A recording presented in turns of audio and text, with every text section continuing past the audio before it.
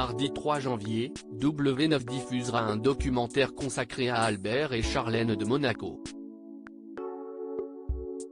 L'occasion pour les experts de la famille princière d'évoquer ce point implicite du protocole monégasque auquel la princesse ne s'est jamais pliée, preuve de son manque d'intégration en principauté.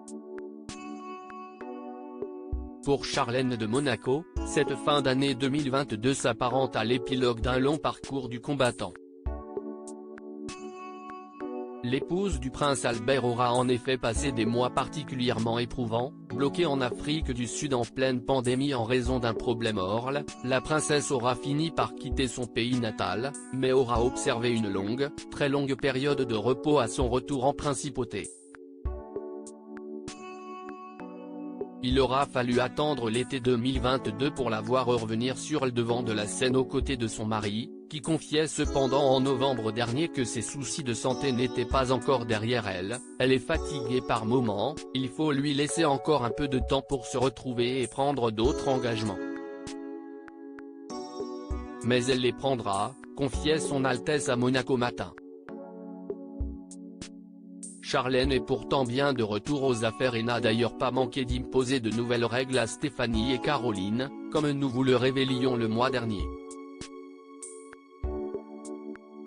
Elle n'a jamais vraiment réussi à prendre ses marques des règles du rocher que la princesse n'a pourtant pas toujours appliquées elle-même.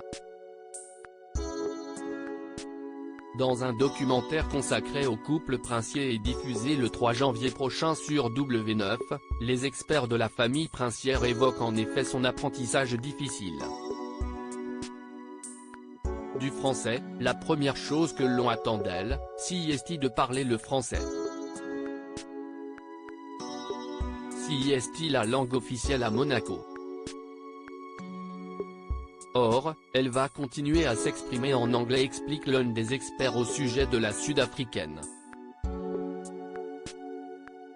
Albert aime parler anglais, j'imagine que dans le privé, il parle plus anglais avec Charlène que français.